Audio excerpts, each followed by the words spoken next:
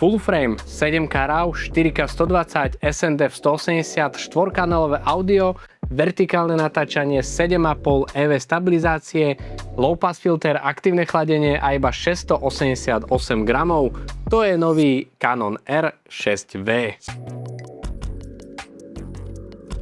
Jeho pomerne hrubé telo je už na prvý pohľad určené na natáčanie videa, čo mu nasvedčuje nielen písmeno V ako video na konci názvu, ale aj absencia hľadáčika. Potom ako však chytíte do ruky, vás prekvapí veľmi príjemná váha iba 688 gramov, keďže ide o radu R6. Vo vnútri sa schováva snímač full frame s efektívnym rozlíšením 32,5 megapixelu. No a aby nás nestrašil napríklad Moire efekt, na snímači sa nachádza optický low pass filter. Snímač je samozrejme stabilizovaný s výkonom až do 7,5 EV. Keď už sme pri výkone, R6V poháňa procesor Digic X. Uzavierka je tu elektronická a R6V zvláda fotiť 40 snímkov za sekundu.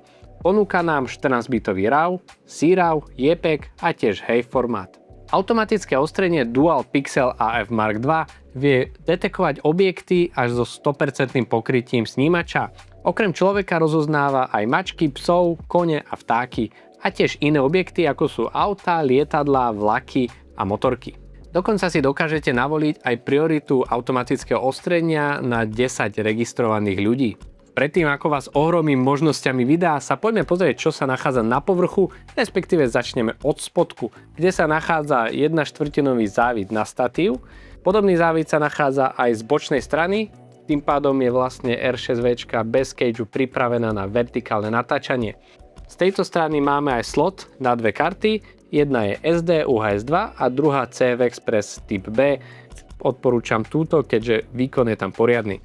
Z opačnej strany nájdeme vstup na mikrofón, výstup na sluchatka, obidva 3,5-kový jack, 2,5-kový vstup na diaľkové ovládanie, no a ako inak pri videofoťáku plné HDMI a taktiež USB-C. Cez C dokáže nielen presúvať súbory alebo nabíjať sa, ale tiež fungovať ako webkamera. A nie hociaká, nakoľko zvládne 4K 60p UV streaming.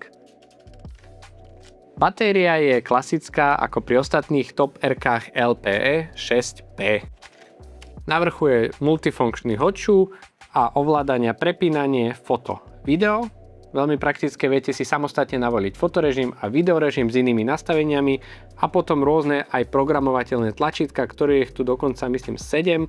Grip je pomerne fajn, nie je extrémne hlboký, ale stále je to skôr kamera ako foťák, čiže to veľakrát držíte inak a je to narigované. Ovládanie je veľmi podobné na ostatné kanoniacké modely. Zaujímavosťou je pri tlačítke spúšte aj kolíska pre elektronický zoom a ďalší rec button sa nachádza tu v prednej spodnej časti naľavo pri bajonete.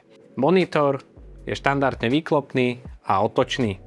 Vedľa HDMI vidíme aj mriežku sania ventilátora, keďže kamera má aktívne chladenie. A tu sa konečne dostávame k videu, nakoľko R6V má k dispozícii aj interný 7K RAW záznam v OpenGate a 25p.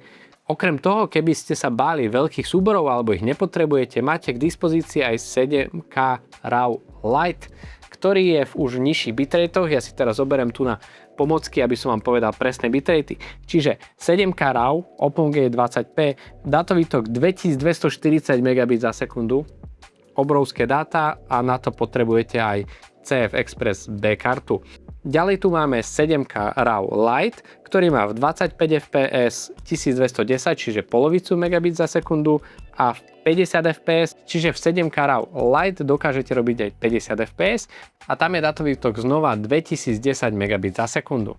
Ak sa však spustíme na zem, tak R6V ponúka veľmi kvalitných 4K UHD aj DCI až do 120 fps, samozrejme 422 a 10 bit, či už v logaritmických režimoch log2 alebo log3 a zároveň aj PQ, HLG alebo BT709. Pri spomalenom režime je framerate dokonca do 180 záberov za sekundu, no a pri HDR je to do 60 fps. No a ak sa nechcete zahltiť terabajtami dát pri každom jednom projekte, máte tu na výber 4 typy kompresie: Quality Intra, Standard Intra, Light Intra a Long GOP, podľa toho, aký dátový tok potrebujete.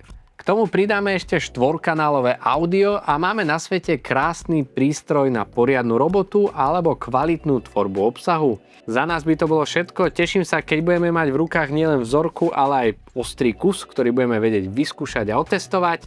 A čo hovoríte vy na Canon R6V?